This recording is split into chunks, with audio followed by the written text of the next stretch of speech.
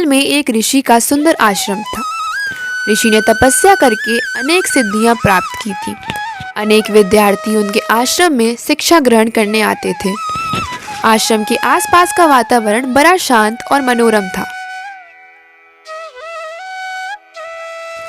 विभिन्न प्रकार के पशु पक्षी आश्रम के पास निर्भय होकर घूमते थे।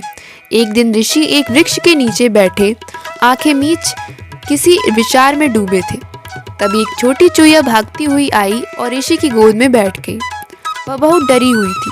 उसने ऋषि से कहा, हे मुनिवर, मुझे बचा लीजिए, वह बिल्ली मुझे खाना चाहती है। ऋषि ने चूहिया के सिर पर हाथ रखते हुए कहा, डरो मत, मैं तुम्हें भी बिल्ली बना देता हूँ। ऋषि ने चूहिया को बिल्ली बना दिया। अब चूहिया दूसरी बिल्लियों के साथ घूमने लगी। उसे उनका डर न रहा। एक दिन एक कुत्ता उसके पीछे पड़ गया। बिल्ली बनी चूहिया फिर ऋषि की शरण में आई और बोली, हे मुनिवर, यह कुत्ता मुझे बहुत सताता है। ऋषि ने उसकी बात सुनकर उसे कुत्ता बना दिया। कुत्ता बनकर चूहिया फिर निडर हो इधर उधर घूमने लगी। कुछ दिनों बाद एक शेर उधर आ निकला। शेर को देखकर भय से कुत्ते के प्राण सूखने लगे। वह फिर ऋषि के पास गया और बोला, हे मुनिवर, मुझे शेर से बचाइए, शेर मुझे खा जाएगा। ऋषि ने कुत्ता बनी चूहिया के सिर पर हाथ रखकर उसे शेर बना दिया। शेर बनकर चूहिया को किसी का डर न रहा। वह निडर होकर आश्रम के आसपास घूमने लगी। सभी आश्रमवासी उसे देखकर ऋषि की प्रशंसा करते।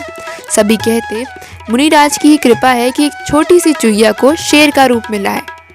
धीरे धीरे शेर बनी चूहिया को अपनी शक्ति पर घमंड होने लगा। आश्रमवासियों की बात उसे अच्छी नहीं लगती थी। उनकी बातें सुनकर उसे अपनी कमजोरी का भास होता था। उसने सोचा कि यदि मैं मुनिराज को ही खा जाऊं तो इन सब की बातों से छुटकारा मिल जाएगा।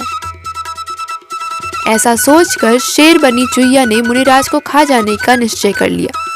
ऋषि अपनी साधना के बल पर चूहिया के मन की बात जान गए। शेर बनी चूहिया जैसे ही ऋषि पर झपटी, ऋषि ने हाथ उठाकर उसे शाप दे दिया, घमंडी चूहिया, तू फिर से चूहिया बन जा। ऋषि के ऐसे कहते ही शेर बनी चूहिया फिर से चूहिया बन गई। अपने उपकारी के साथ धोखा करने वालों का यही हाल होता है।